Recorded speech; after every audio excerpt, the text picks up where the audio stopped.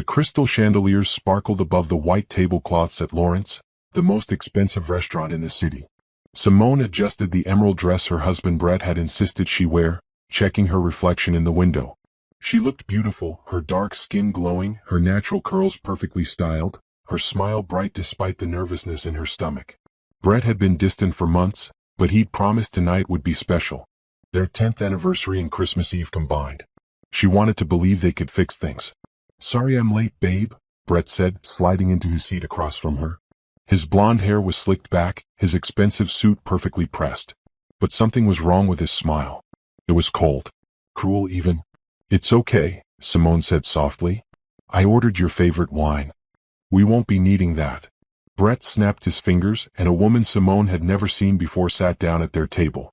She was young, maybe 25, with platinum blonde hair and a smirk that made Simone's blood run cold. "Who?" Simone started. "This is Tiffany," Brett said casually, reaching for the other woman's hand. "My girlfriend. Well, fiancée now, actually." The restaurant seemed to tilt. Simone gripped the edge of the table, her heart hammering. "What are you talking about?"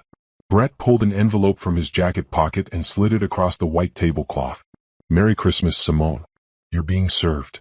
Simone's hands shook as she opened it. Divorce papers. Right there, in front of dozens of holiday diners, with Christmas carols playing softly in the background. "You're doing this here?" Her voice cracked. "Now." Tiffany laughed, high and sharp. "Oh my God, Brett, you were right. Look at her face." She leaned forward, her eyes cruel. "Honey, did you really think he'd stay with you forever? You're a secretary. I'm a model. Do the math." "Former secretary," Simone whispered, but neither of them seemed to hear her. Brett was scrolling through his phone, bored already. "Sign the papers by New Year's. My lawyer will contact you about dividing assets. Though honestly, there's not much to divide on your end." He laughed. "You might want to start looking for a cheaper apartment." Other diners were staring now. Simone could feel their eyes on her, their pity and curiosity burning into her skin. A woman at the next table had her phone out, probably recording. 10 years, Simone said quietly. "We've been married 10 years, Brett." "Yeah, and I've been planning this for 6 months, he said cheerfully. "Tiff and I are flying to Paris tomorrow. First class. I always wanted to do Christmas in Paris, but you were always too worried about the cost." He rolled his eyes at Tiffany, who giggled. Simone stood on shaking legs. She wouldn't cry. Not here. Not in front of them. "Excuse me," she said, her voice steady despite the storm inside her. "I need to pay my portion of the bill." "Your portion?" Brett laughed. "Babe, you can't afford anything on this menu. I'll cover it. Consider it my Christmas gift." "No." Simone's voice was ice. She pulled her wallet from her purse and removed a sleek black credit card. "I'll pay for my own meal, thank you." The waiter appeared beside her, a kind-faced man named Andre, according to his name tag. He'd been serving them all evening with quiet professionalism, but now his eyes widened as he saw the card in Simone's hand. It was completely black except for a small silver symbol in the corner, a symbol Andre clearly recognized. "Ma'am," he said, his voice suddenly respectful in a way it hadn't been before. "That won't be necessary. Your meal is complimentary this evening." And he glanced at Brett and Tiffany with barely concealed disgust. "May I offer you our private exit? You shouldn't have to endure this spectacle any longer." Brett frowned. What's going on? But Andre was already helping Simone to her feet, shielding her from the staring crowd. As he guided her toward a discreet door marked private, he pressed a business card into her hand. "I saw what happened," he whispered. "If you need a witness for anything at all, please call me. I've worked here for 15 years and I've never seen anything so cruel." His eyes flickered to her black card again. "And ma'am? I recognize that card. You're going to be just fine. Better than fine." Simone looked back once. Brett and Tiffany were already laughing about something else, the woman taking selfies with her new engagement ring. They hadn't even noticed her leave. She walked out into the cold December night, the divorce papers clutched in one hand, Andre's card in the other. The Christmas lights downtown blurred through her tears, but she didn't let them fall. Not yet. She had work to do. Simone's hands gripped the steering wheel of her modest sedan as she drove through the empty streets. The city lights reflected off recent snowfall, creating a winter wonderland that felt like mockery. Everyone else was home with loved ones celebrating Christmas Eve. She was alone with divorce papers and a shattered heart. But as the shock began to fade, something else emerged. Something cold and sharp and powerful. Brett had no idea who he just discarded. Simone pulled into the parking garage of her small apartment building and sat in the darkness, finally letting herself process what Andre had seen. The black card. The recognition in his eyes. 3 years ago, her grandmother had passed away. Grandma Celeste had been a brilliant woman, one of the first black female software engineers in Silicon Valley in the 1970s. She'd built a small tech company that she'd sold for a fortune in the 90s, then invested that money brilliantly for decades. When she died, she left everything to Simone. $53 million. The lawyers had been clear, the inheritance was Simone's alone. It had come to her before the marriage in community property terms, kept in a separate trust with her maiden name. Brett had no legal claim to it, and Brett had no idea it existed. Simone had told no one except the lawyers and her best friend Diane. She'd wanted to see if Brett loved her for herself, not for money. She'd kept working her secretarial job, kept living in their modest apartment, kept pretending to worry about grocery costs while $50 million sat untouched in investment accounts. Now she knew the truth. Brett had never loved her. He'd been planning to leave her for months while she'd been hoping to save their marriage. Her phone buzzed. Diane. I saw the Instagram post. Diane's voice was tight with fury. That blonde which posted a picture of them at Lawrence with the caption, "Best Christmas ever." Simone, where are you? I'm okay, Simone said, surprised by how calm she sounded. I'm actually better than okay. Can you come over? I'm already in my car. 20 minutes later, they sat in Simone's small living room, soon to be her former living room. Diane poured them both wine while Simone explained everything. So let me get this straight, Diane said slowly. Brett just humiliated you in public, thinking you're a broke secretary he can discard. But you're actually worth over $50 million? $53 million. Well, more now with investments. Diane started laughing. Oh my God. Oh my God. He has no idea what's about to hit him. He's been draining our joint accounts, Simone said, pulling up her banking app. Look, you withdrew $20,000 last month. $15,000 the month before. He's been planning this, Diane. Probably spending it on her. That's theft. That's evidence. Simone's voice was steel. I need a lawyer. The best divorce lawyer in the city. Money is no object. Diane grinned. I know exactly who to call. Patricia Rosewood. She's a shark. She destroyed my cousin's ex-husband when he tried to hide assets. She doesn't lose. Call her now. Simone, it's Christmas Eve. Call her anyway. Offer whatever fee she wants for an emergency consultation tomorrow. Christmas Day. I don't care if it costs me $100,000. I want to start this war immediately. Diane stared at her friend. Gone was the sad, scared woman from earlier. In her place was someone new. Someone dangerous. Who are you right now? Diane whispered. Simone smiled, and it wasn't a kind smile. I'm someone who just realized she doesn't have to play small anymore. Brett wanted to embarrass me? He wanted to throw me away like trash in front of the whole restaurant? Fine. But he's about to learn that I'm not the helpless woman he thought he married. She picked up Andre's business card from the table. And I'm someone who's about to have witnesses, evidence, and the best legal team money can buy. Her phone buzzed. A text from Brett. Don't be dramatic about this. It's just business. You'll be fine. Just business. 10 years of marriage. Just business. Simone deleted the message and blocked his number. Make that call, she told Diane. It's time to show Brett what happens when you underestimate me. Outside, snow began to fall again, covering the city in fresh white. A new beginning. Simone watched it through the window, her reflection staring back at her, strong, beautiful, and ready for war. Brett and Tiffany were probably on their way to the airport now, heading to Paris, celebrating their victory. Let them celebrate. They had no idea what was coming. Patricia Rosewood's office was in one of the tallest buildings downtown, with floor-to-ceiling windows overlooking the snow-covered city. Despite it being Christmas Day, she sat behind her massive desk in a sharp gray suit, her silver hair pulled back, her dark eyes sharp and calculating. Thank you for meeting me today, Simone said, settling into the leather chair across from her. When someone offers a $50,000 consultation fee for Christmas Day, I listen. Patricia smiled slightly. Now tell me everything. And I mean everything. Don't leave out a single detail, no matter how small or embarrassing. Simone told her. The Christmas Eve ambush. The public humiliation. The divorce papers. Brett's draining of their joint accounts. His lies about their finances. And then she told Patricia about the inheritance. Patricia's eyes gleamed. He has no idea? None. I've been very careful. The trust is in my maiden name, Simone Laurent. I took his last name when we married, became Simone Crawford. But all the inheritance documents, the bank accounts, the investments, everything is under Laurent. He never even asked about my family history or what happened when my grandmother died. Because he didn't care, Patricia said bluntly. Men like him don't care about their wives' lives or histories. They only care about what serves them. She pulled out a legal pad.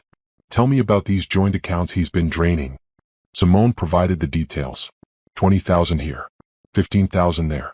Smaller amounts going back months. That's marital asset dissipation, Patricia said, writing quickly. He was preparing to leave you while actively stealing from your shared finances. That's fraud. The judge will not be pleased. She looked up. And you said there was a witness to the public humiliation? Simone handed over Andre's card. He's the head waiter at Lawrence. He saw everything. He also recognized my black card. The Centurion card, Patricia nodded. Only issued to people with extraordinary wealth. Smart of him to recognize it. Smarter of you to have kept it secret. She leaned back. Here's what's going to happen. Brett filed for divorce, which means he's confident he has the upper hand. He thinks you're broke, desperate, and easy to steamroll. We're going to let him keep thinking that for as long as possible. Why? Because confident people make mistakes. They get sloppy. They don't hide their tracks carefully. While he's living it up in Paris with his mistress, thinking he's won, we're going to be building an airtight case. Financial forensics. Asset tracing. Depositions from witnesses. By the time he realizes what's happening, it will be too late. Simone felt something unfamiliar stirring in her chest. Oh, power. I want more than just a divorce, she said quietly. I want justice. Patricia smiled, and it was the smile of a predator. Then justice is what you'll get. But Simone, I need you to be smart about this. No angry confrontations. No social media posts. No telling anyone except your closest friends about your wealth. Can you do that? Yes. Good. Because here's the truth, you don't just have money. You have enough money to destroy him completely if we play this right. We can freeze his assets. We can force full financial disclosure. We can expose every lie he's told. But only if you stay calm, stay strategic, and let me do my job. What do you need from me? Everything. Bank statements from the joint accounts. Records of any property you own together. His business information. And I want to hire a private investigator to follow him and Tiffany. Sometimes the best evidence comes from what people do when they think nobody's watching. Simone nodded. Done. What else? Start documenting everything. Every text message he sends. Every email. Every interaction. Keep a journal of the emotional distress this has caused. It may be relevant for damages. Patricia paused. And Simone? Start thinking about what you want to do next. Beyond the divorce. You're about to be a very wealthy single woman. You could travel the world. Start a business. Buy property. What do you actually want? The question caught Simone off guard. For so long, she defined herself by her marriage to Brett. By being the supportive wife. The understanding partner. The woman who made herself smaller so he could feel bigger. What did she want? I want to help other women, she said slowly. Women who are trapped in marriages with men who control the money. Who are afraid to leave because they don't think they can survive alone. I want to create something that gives them options. Patricia's expression softened slightly. That's a good goal. A noble one. We'll make sure you have the resources to do it. They spent the next 3 hours going over strategy. Patricia explained the divorce process, the likely timeline, the tactics Brett's lawyer would probably use. She was thorough, brilliant, and absolutely ruthless. Simone loved her. When she finally left the office, the winter sun was setting, painting the sky in shades of purple and pink. Her phone had 17 missed calls from Brett's mother, probably wanting to lecture her about being a better wife. She deleted the voicemails without listening. Diane was waiting in the parking garage, having insisted on driving Simone to and from the meeting. Well? Diane asked as Simone climbed into the passenger seat. We're going to war, Simone said. And we're going to win. That's my girl. Diane grinned, pulling out into traffic. So what's first? First, we hire the private investigator Patricia recommended. I want to know everything Brett and Tiffany are doing in Paris. Every restaurant. Every hotel. Every purchase. Everything. And then? Simone looked out at the city lights beginning to twinkle in the growing darkness. Somewhere out there, in one of those lit windows, was her new life. Her real life. The one where she didn't have to pretend or hide or make herself small. Then I start building something better than revenge, she said softly. I start building an empire.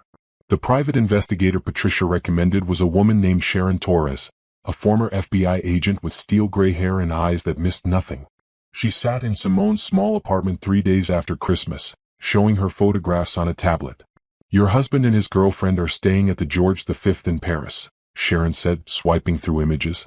That's about $1,500 a night.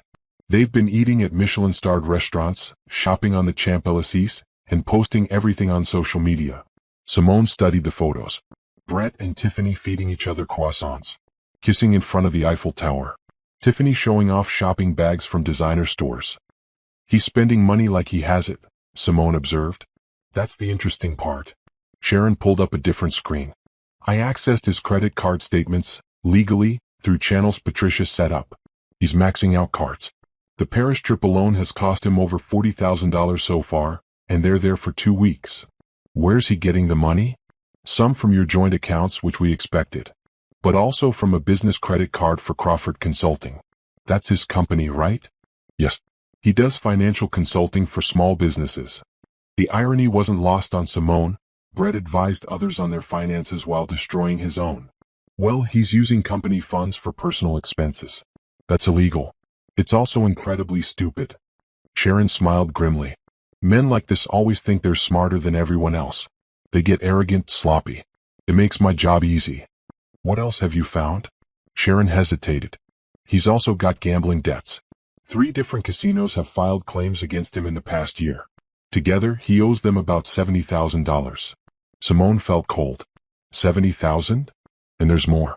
He's been taking out cash advances on credit cards, probably to pay gambling debts, which means he's paying interest on interest. His credit score has dropped 200 points in 6 months. Simone, your husband is drowning financially. I don't think Tiffany has any idea. She thinks she's marrying a successful businessman. She thinks she's marrying money that doesn't exist. Sharon closed the tablet.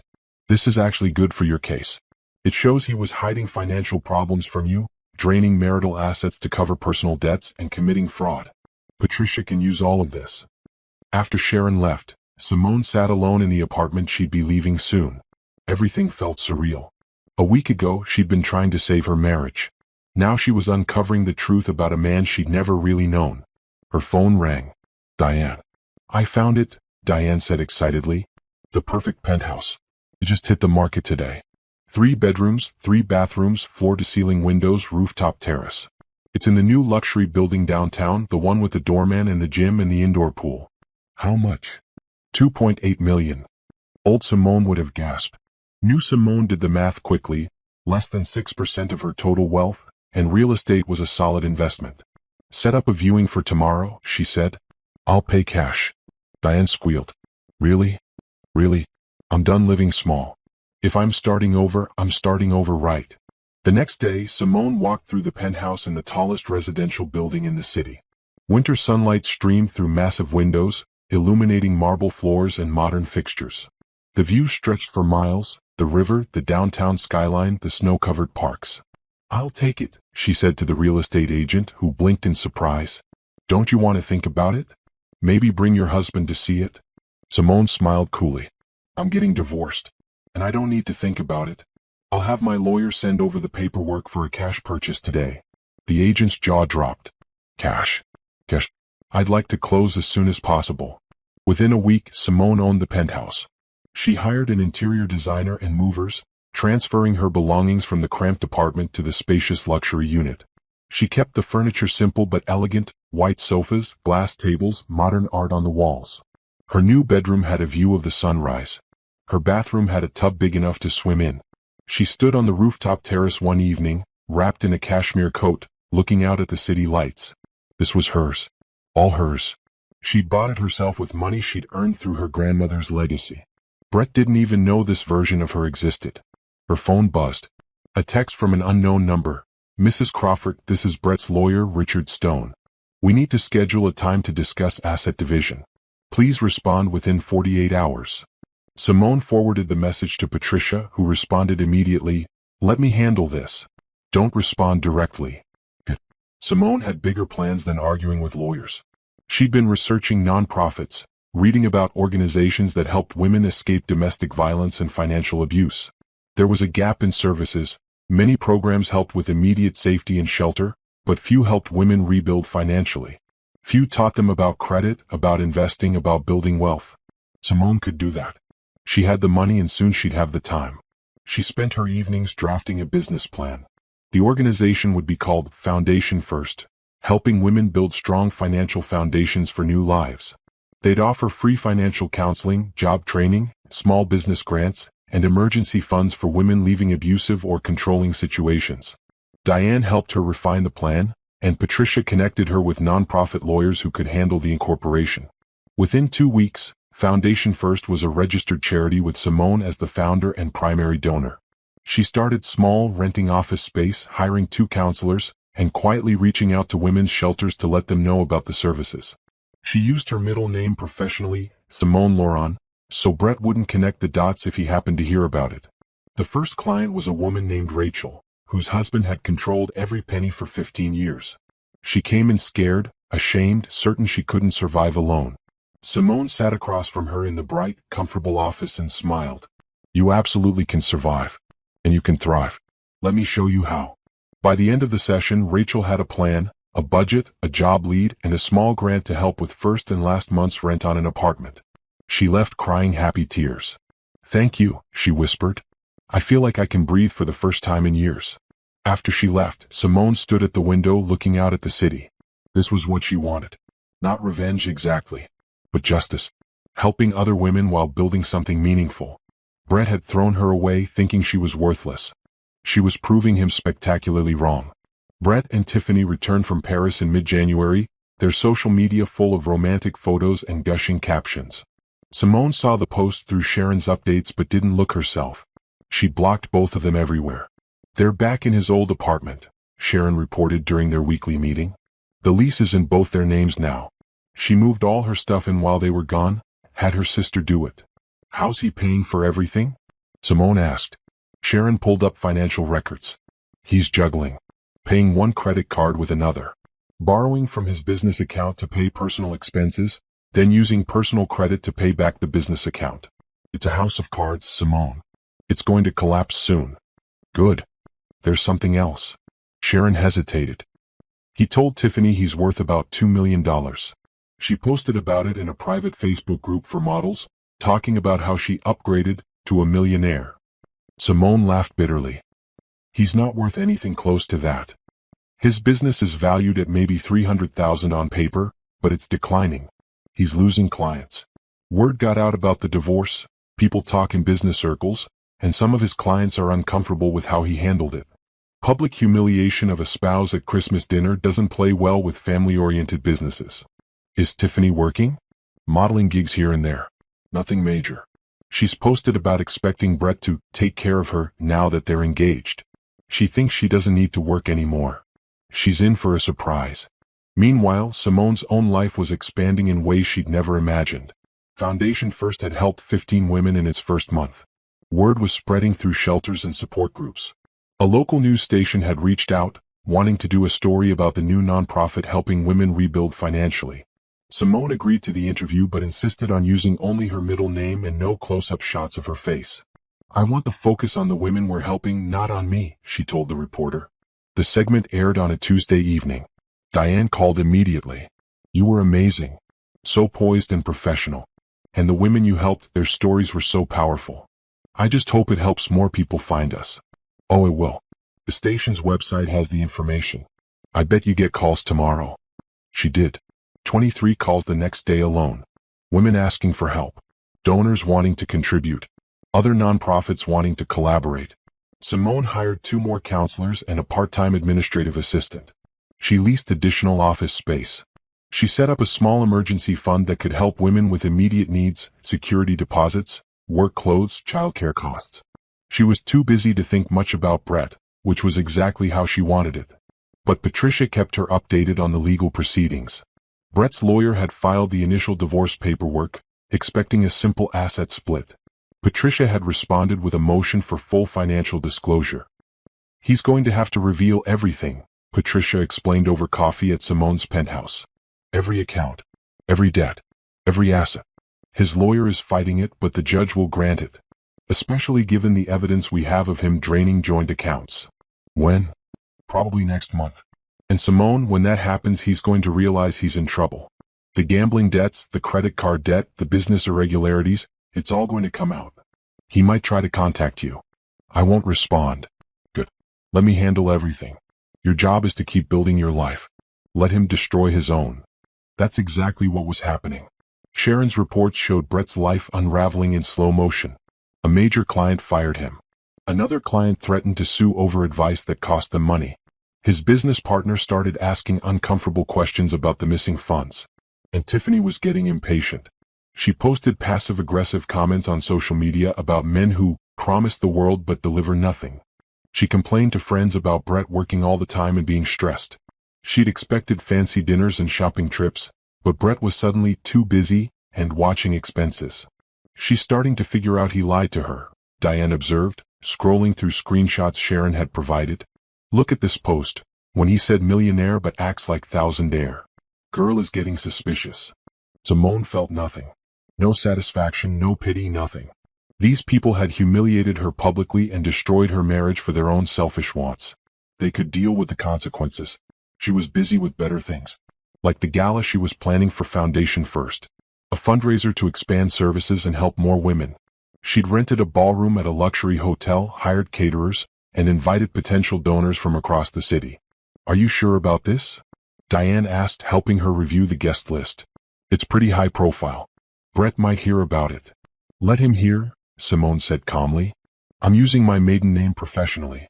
Even if he hears about Simone Laurent and Foundation First, he won't connect it to me. He never paid attention to my family name. He probably doesn't even remember it. The gala was scheduled for late February, and Simone threw herself into planning. She wanted it perfect, a night that would raise money and awareness while celebrating the women who'd rebuilt their lives. She didn't care what Brett was doing anymore. She was too busy becoming the woman she was always meant to be. The court-ordered financial disclosure hearing was scheduled for the first week of February. Patricia had prepared Simone thoroughly, though she wouldn't be required to reveal her own finances yet. That would come later, and it would be devastating. Brett's lawyer thinks this is routine, Patricia explained. They think they're going to show modest assets, offer you a small settlement, and be done with it. They have no idea what's coming. Simone sat in the courtroom wearing a simple gray suit, her hair pulled back, minimal makeup. She looked professional but understated. Across the aisle, Brett sat with his lawyer, Richard Stone, a man in an expensive suit who kept checking his phone. Brett wouldn't look at her. The judge, a stern woman named Judge Carolyn Martinez, reviewed the documents before her. Mr. Crawford, you filed for divorce and indicated in your initial paperwork that marital assets are minimal. Is that correct? Yes, Your Honor, Brett said smoothly. My wife and I lived modestly. We have a joint checking account with about $5,000, and I have a small business worth approximately $300,000. That's really all there is to divide. Judge Martinez looked unimpressed. And yet Mrs. Crawford's attorney has presented evidence that you withdrew over $60,000 from joint accounts in the 6 months before filing for divorce. Where did that money go? Brett's confidence flickered. Business expenses, Your Honor. Investments. Investments in what? Various opportunities. Mr. Crawford, that's not an answer. I'm ordering a full forensic accounting of all your financial activities for the past 3 years. Every account. Every transaction. Every asset. She looked at Richard Stone. Your client has 30 days to comply. If he fails to do so, there will be contempt charges. Your Honor, Richard protested, this is excessive. Your client withdrew $60,000 of marital assets right before filing for divorce. That suggests dissipation and possible fraud. I want a complete picture.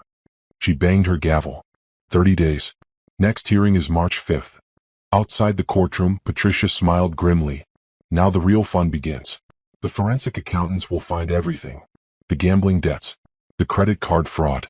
The business irregularities. All of it. Simone felt calm. Cold even. How long until he realizes he's in serious trouble? About 2 weeks, when the accountant starts subpoenaing his records. Patricia was right.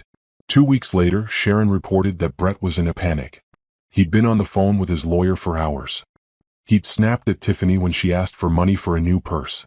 He'd started drinking heavily. The forensic accountants found the offshore account, Sharon said. The one where he was hiding money he took from your joint accounts. They also found evidence he's been lying on his business tax returns. The IRS is now involved. The IRS? Simone blinked. When you commit fraud, you usually commit it in multiple ways. Brett was underreporting business income while also using business funds for personal expenses. The accountants flagged it, and now he's got tax problems on top of everything else. Things got worse for Brett quickly. His business partner confronted him about the missing funds and filed a lawsuit. 2 more clients left. The bank froze some of his accounts pending the investigation. And Tiffany finally figured out she'd been lied to. Sharon showed Simone the messages Tiffany had sent to a friend. He's broke. Like actually broke. He has debt. Serious debt. He lied about everything. I left my apartment, quit my job, and he's broke. The next day Tiffany moved out. She posted a long Instagram story about being deceived by men who pretend to be something they're not. She never mentioned Brett by name, but everyone knew. Brett tried calling Simone. She didn't answer. He sent emails. She deleted them unread. He even showed up at her old apartment building, but she'd moved months ago. The new tenants told him they had no idea where she'd gone. He's desperate, Patricia reported. His lawyer says he wants to talk to you about reconciliation. Simone laughed. It was not a kind sound. Reconciliation? After what he did? I told Richard Stone that you're not interested. That you're moving forward with the divorce and expect full compensation for his fraud. He nearly had a heart attack. Good. The foundation first gala was 3 weeks away, and Simone poured her energy into final preparations. The ballroom was booked. The caterers confirmed. The program printed. She'd invited 200 people, including business leaders, philanthropists, and journalists. She was going to step into the spotlight as Simone Laurent, nonprofit founder. Not as Simone Crawford, discarded wife. Diane helped her pick out a dress for the gala, a stunning floor-length gown in deep sapphire blue that made her dark skin glow. Simple but elegant. Powerful. You look like a queen, Diane said as Simone tried it on. I feel like one, Simone admitted. Is that wrong? To feel powerful when Brett's life is falling apart. After what he did to you. No, it's not wrong. It's justice. The night before the gala, Simone stood on her penthouse terrace, looking out at the city. Somewhere out there, Brett was scrambling to salvage his business and his reputation. Tiffany was probably regretting her choices. They were facing consequences. And tomorrow, Simone would celebrate everything she'd built from the ashes of her old life. She smiled at the stars. This was just the beginning. The Foundation First Gala was everything Simone had envisioned and more. The ballroom glittered with lights and elegant decorations in silver and ice blue. 200 guests in formal attire mingled, sipping champagne and discussing the nonprofit's mission. Simone stood near the entrance, greeting donors and supporters. She wore the sapphire gown, her hair styled in elegant curls, diamond earrings sparkling. She looked confident, successful, happy. She was all of those things. Miss Laurent? A man in his 50s approached, extending his hand. I'm Thomas Brennan from the Community Foundation. I saw your interview on the news last month. What you're doing here is remarkable. Thank you, Simone said warmly. We're helping women rebuild their financial futures after leaving difficult situations. It's incredibly rewarding work. I'd like to discuss a potential partnership. We have funding available for innovative programs like yours. They talked for 20 minutes about expansion possibilities, about opening Foundation First chapters in other cities, about creating a training program that could be replicated nationwide. Thomas handed her his card and promised to send a formal proposal.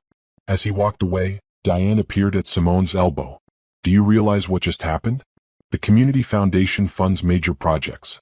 We're talking potential millions in support. I know, Simone said, slightly dazed. This is really happening, isn't it? You made it happen. You took your pain and built something beautiful. The program began after dinner. Simone took the stage, looking out at the sea of faces. Good evening. I'm Simone Laurent, founder of Foundation First. 3 months ago I was in a dark place. I just escaped a controlling situation that left me doubting my worth and my future. She didn't mention Brett by name or details, but she told her truth.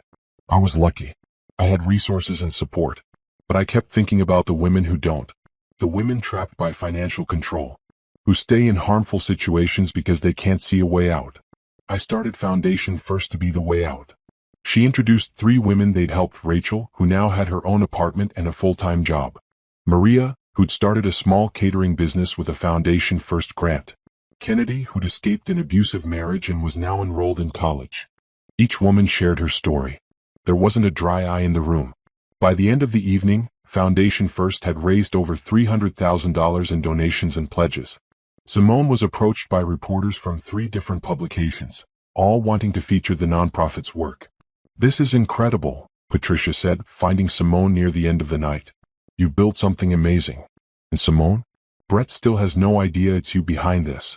Has there been any update on his situation?" Patricia's smile was sharp.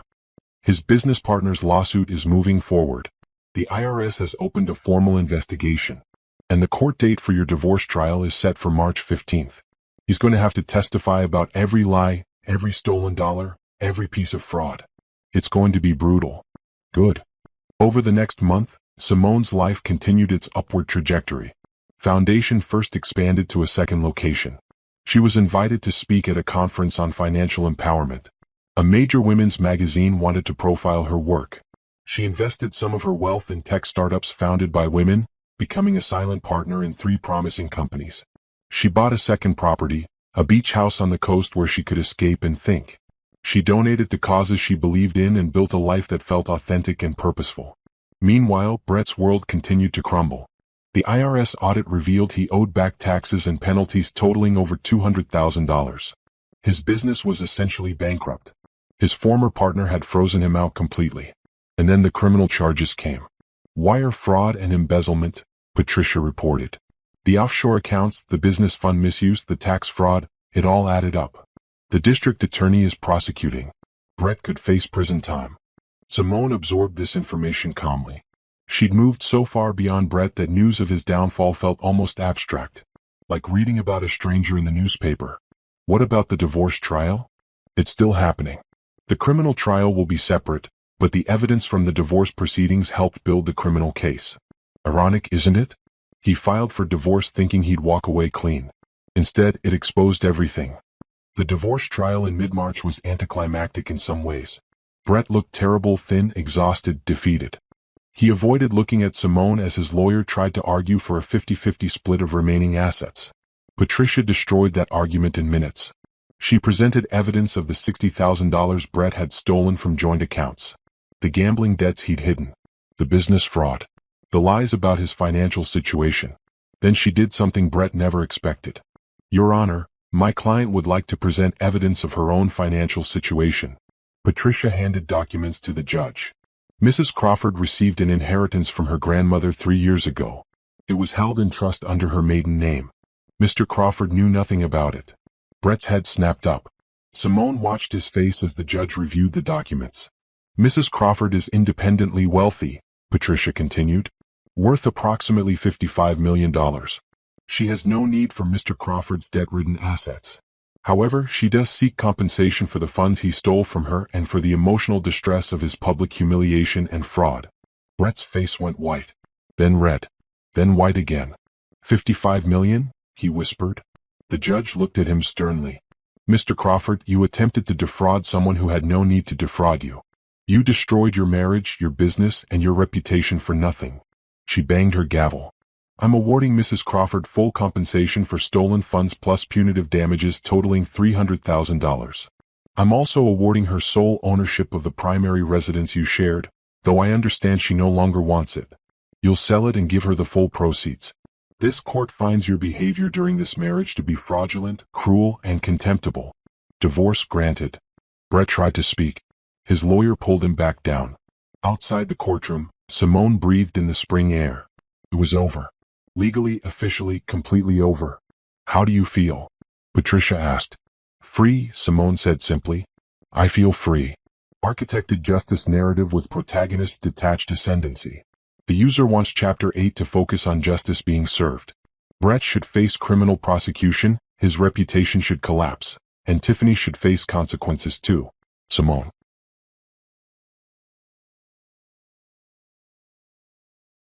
Should remain uninvolved, no helping them, no reconciliation, just watching justice unfold while she continues building her empire. Brett's criminal trial began in April, and it was everything Patricia had predicted: brutal, thorough, and devastating. The prosecutor laid out a clear case of wire fraud, embezzlement, and tax evasion spanning 3 years. Simone didn't attend. She didn't need to watch Brett's downfall in person. Sharon provided updates, and the trial was covered in the local business press since Crawford Consulting had been a moderately well-known firm. "They're showing evidence of him transferring client funds to personal accounts," Sharon reported during one of their final meetings. His former business partner testified about finding irregularities. "The offshore account information is damning." His lawyer is trying to argue he made mistakes rather than committed fraud, but the jury doesn't look convinced. "What about Tiffany?" "She's scrambling.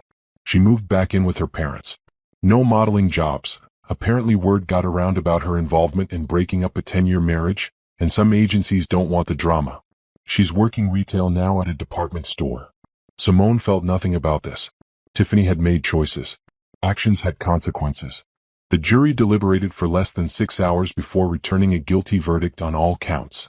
Brett was sentenced to 4 years in federal prison and ordered to pay restitution totaling over $400,000.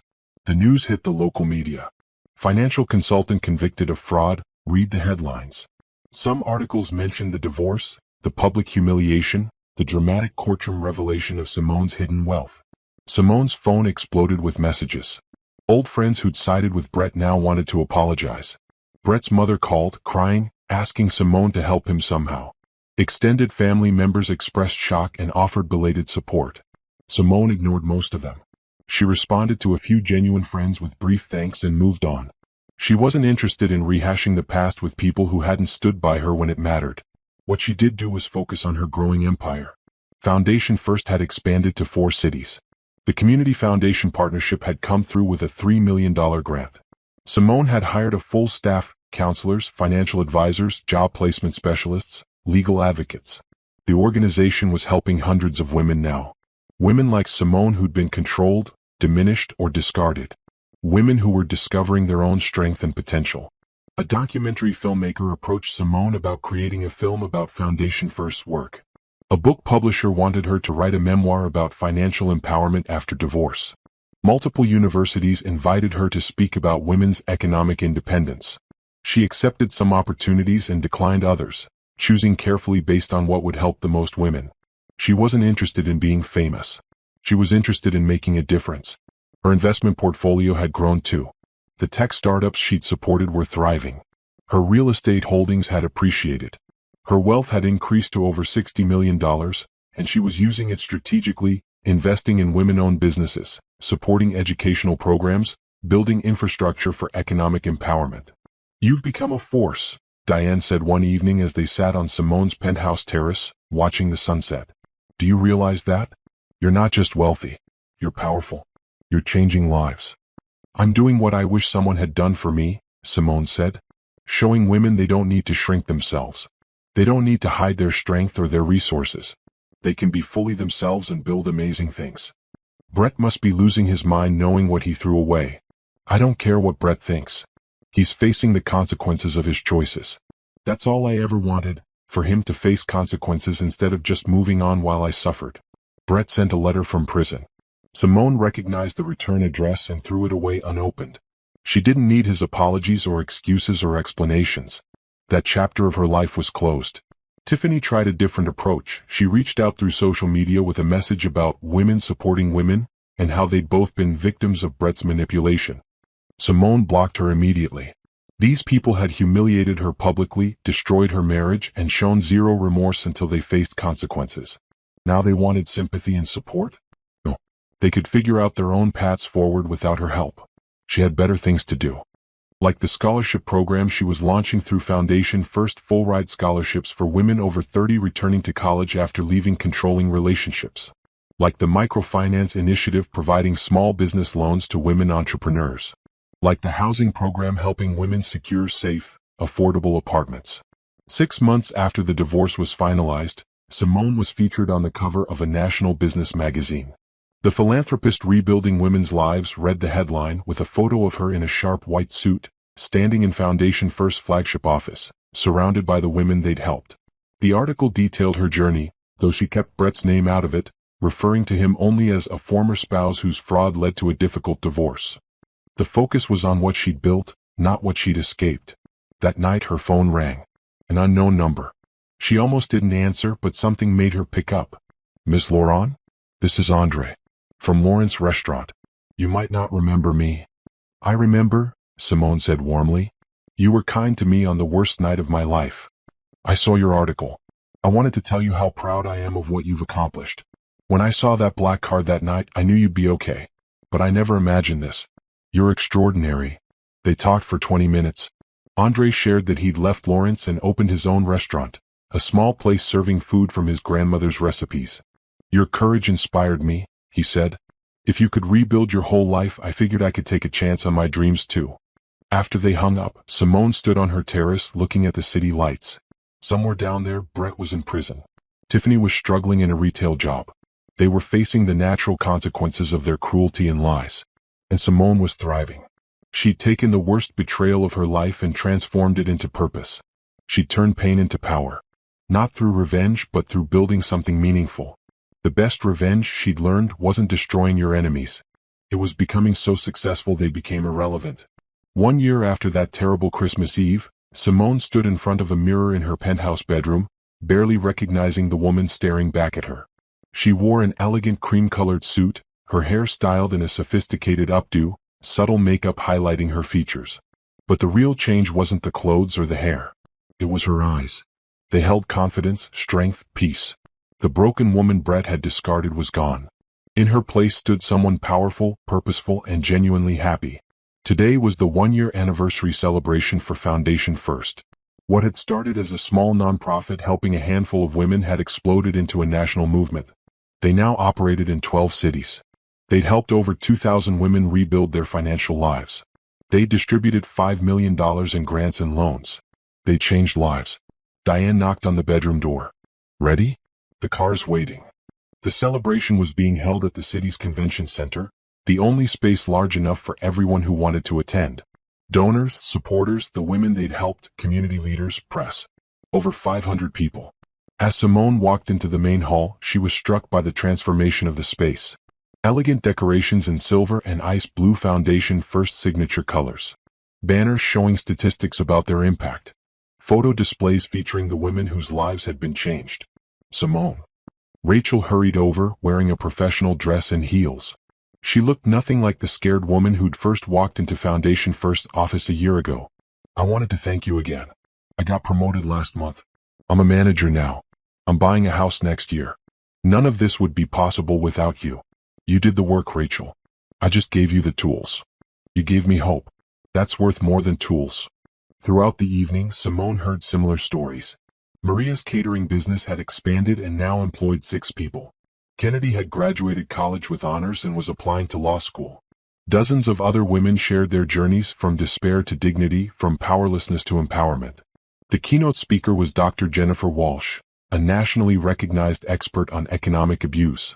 What Simone Laurent has built with Foundation First represents a fundamental shift in how we think about helping women escape controlling situations, Dr. Walsh said.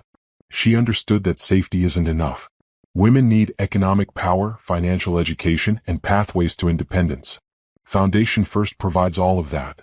Simone took the stage to thunderous applause. She spoke about the vision for the next year, expanding to 20 cities, launching a national hotline, creating an online resource center, partnering with corporations to provide job placement. "None of this would exist if I hadn't experienced my own dark night," she said honestly.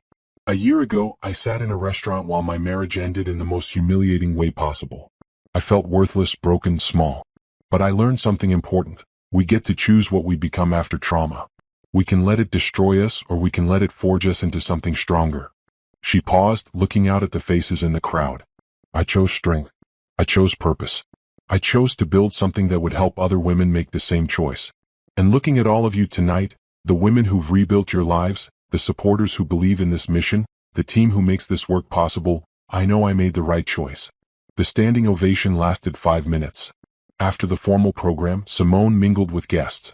Thomas Brennan from the Community Foundation introduced her to potential corporate partners. Several wealthy donors committed to major gifts. A senator's aide discussed potential federal funding for expansion. But the most meaningful conversation was with a young woman who approached nervously. Miss Laurent? I'm Zoe. I just left my husband 2 weeks ago. He controlled everything, our money, my phone, where I could go. I saw the article about you and Foundation First. I called your hotline yesterday. I'm so glad you did, Simone said gently.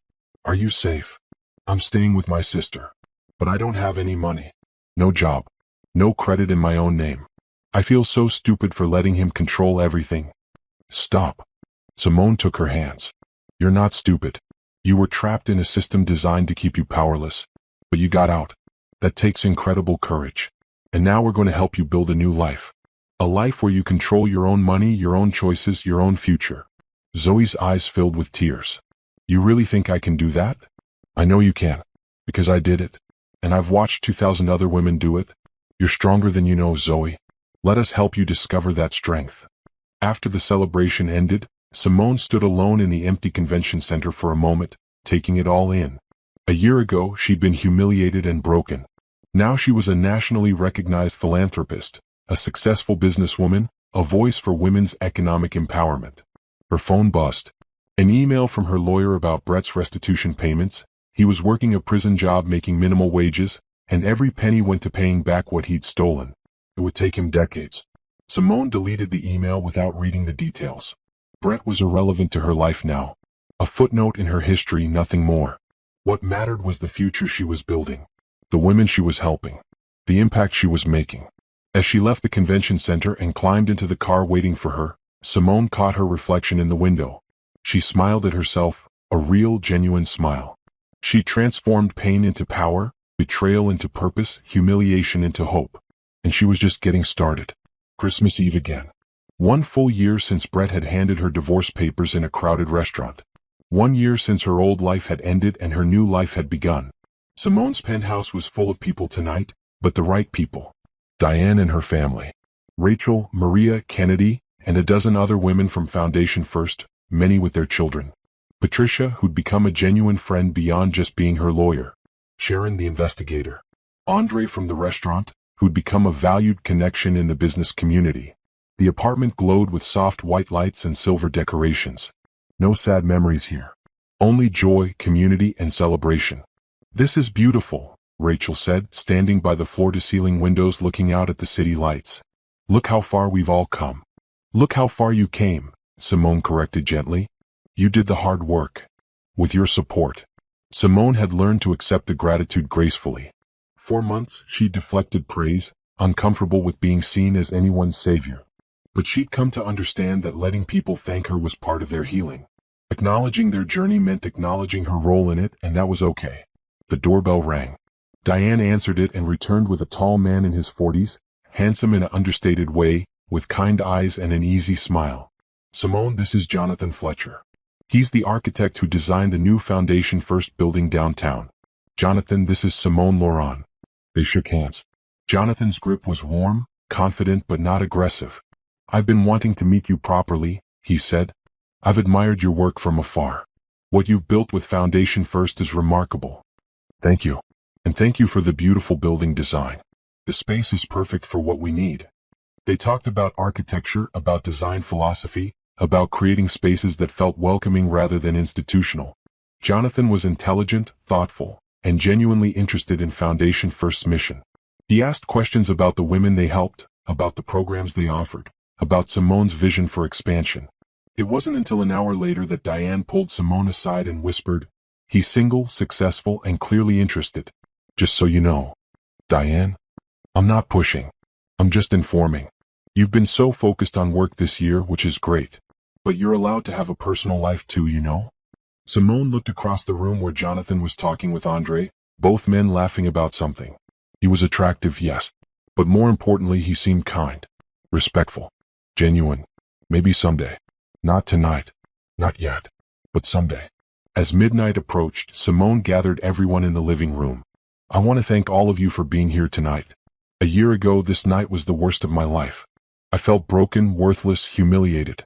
But you all helped me remember who I really was. Diane, you never let me doubt myself. Patricia, you fought for me. Sharon, you found the truth. Andre, you showed me kindness when I needed it most. She turned to the women from Foundation First. And you all reminded me why this work matters. Every one of you took your pain and turned it into power. You rebuilt your lives. You found your strength. You inspire me every single day. You inspired us first, Rachel said softly. Then we inspired each other. And that's what community is, lifting each other up, celebrating each other's victories, supporting each other through struggles. That's what I want Foundation First to be. Not just a nonprofit, but a community of strong women helping other women discover their strength. They raised their glasses, sparkling cider for those who didn't drink, champagne for those who did. To new beginnings, Simone said. To new beginnings, they echoed. After everyone left, Simone stood on her terrace in the cold December air, wrapped in a cashmere blanket. The city sparkled below her, full of life and possibility. Her phone buzzed. A message from Jonathan. Thank you for inviting me tonight. Your gathering was beautiful, and you're clearly surrounded by people who love you. I'd love to take you to dinner sometime if you're interested. No pressure, just two people who both love good design and meaningful work. Think about it. Simone smiled. She would think about it. Maybe she'd say yes. Maybe it would lead somewhere. Maybe it wouldn't. Either way, she was open to possibility now in a way she hadn't been a year ago. She thought about Brett briefly. He was 6 months into his prison sentence now, facing 3.5 more years. And Tiffany was still working retail, still struggling, still dealing with the consequences of helping destroy a marriage for a man who'd lied to her about everything. Simone felt no satisfaction in their struggles. Just peace that justice had been served. They'd made choices. They'd faced consequences. That was all she'd ever wanted. Her own life had become something she'd never imagined. She'd built an organization helping thousands of women. She'd multiplied her wealth through smart investments. She'd created a community of strong, supportive people. She'd discovered parts of herself she never knew existed, the businesswoman, the philanthropist, the leader. Most importantly, she'd learned that she didn't need anyone else to validate her worth. She was valuable because she existed, because she tried, because she helped others, because she kept growing. Brett's rejection, which had felt like the end of everything, had actually been the beginning of everything. The best revenge wasn't hurting the people who hurt you. It was becoming so genuinely happy they became irrelevant. And Simone was happy. Truly, deeply, authentically happy. As she stood there watching the city lights, she made a decision. She'd text Jonathan tomorrow and say yes to dinner. Not because she needed a man to complete her life was already complete, but because she was ready to let someone kind and genuine into her world. On her terms. As an equal. The old Simone would have waited for someone else to choose her. The new Simone chose herself first, and then chose who she wanted in her life. It was Christmas Day now. 1 year exactly since the worst day of her life. But as Simone looked out at the city she'd conquered, at the life she'd built, at the future stretching before her full of possibility, she realized something profound. Brett had thought he was throwing her away that Christmas Eve. Instead, he'd set her free. And Simone had flown higher than he could ever imagine.